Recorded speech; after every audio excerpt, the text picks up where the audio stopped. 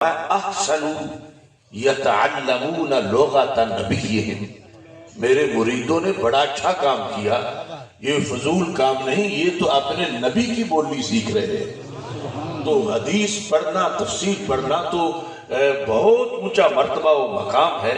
مطلقاً صرف و نحو میں بھی یہ جہت ہے کہ ہم اپنے محبوب صلی اللہ علیہ وسلم کی بولی سیکھ رہے ہیں، اور جب بھی کوئی اپنے محبوب کی بولی سیکھتا ہے، یہ تصور کرتا ہے، تو پھر صرف کا علم بھی خشک نہیں رہتا، پھر نحو میں بھی چاشنی آ جاتی ہے۔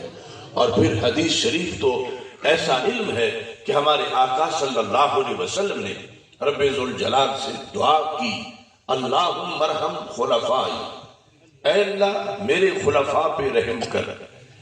اس وقت پاس بیٹھے صحابہ کرام رضی اللہ تعالی عنہم قرائن سے سمجھ گئے کہ اس خلافت سے مراد کا تعین آج ہمیں سرکار سے کروانا چاہیے کہ کیا یہ وہ جو بعد از وصال خلفائے راشدین کی خلافت ہے وہ ہے، یا قیامت تک چلنے والی امت میں ہر صدی میں جو خلفاء ہیں ان کا تذکرہ ہے۔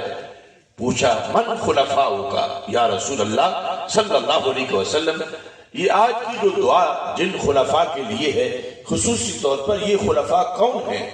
فرمایا الذین یروون احادیث من بعدی، قیامت تک جو میری حدیث روایت کریں گے وہ میرے خلفاء ہیں۔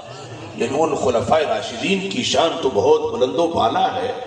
یہ حدیث شریف پڑھنا پڑھانا یہ اتنا مبارک عمل ہے کہ اگرچہ بچہ کسی مزدور کا ہو، کسان کا ہو، لیکن جب اس رستے پہ چلتا ہے اور وہ اس قابل بن جاتا ہے تو وہ عام نہیں رہتا، بڑا خاص بن جاتا ہے۔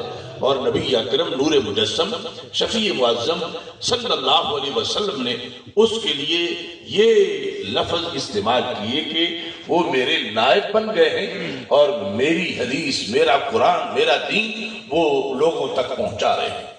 اور ساتھ ہی یہ اعزاز بھی بخشا، نضر اللہ عبدا سمع مقالتی فحفظها ووعاها واداها۔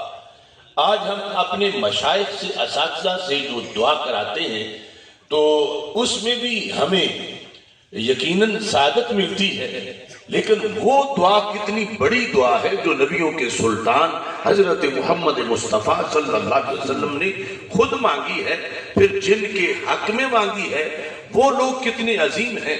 تو میرے آقا صلی اللہ علیہ وسلم نے فرمایا نضر اللہ عبدا، میرے اللہ اس بندے کا چہرہ ہمیشہ تر و تازہ رہے، رب اسے تازگی عطا فرما دے، وہ ہمیشہ گلابوں کی طرح مسکراتا رہے، اس کے گرد غم ڈیرا نہ لگا سکے، وہ قیامت کی ہولناکیوں میں بھی مرجھانے نہ پائے، وہ کھلا رہے۔ کون؟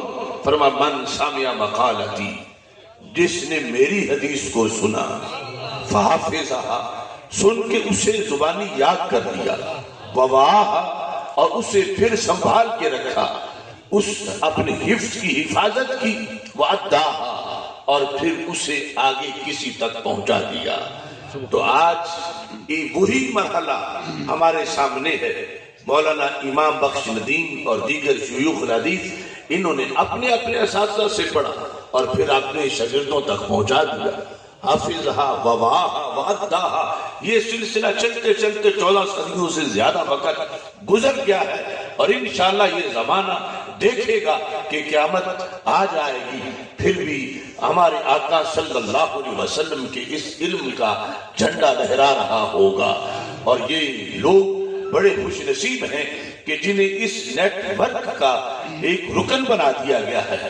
لوگ اپنی دیگر مصروفیات بھی رکھتے ہیں، لیکن یہ بڑی قابل رشک مصروفیت ہے، اور یہ ایک پھر نظریہ بھی ہے امام بخاری رحمۃ اللہ علیہ کا پڑھنے پڑھانے میں۔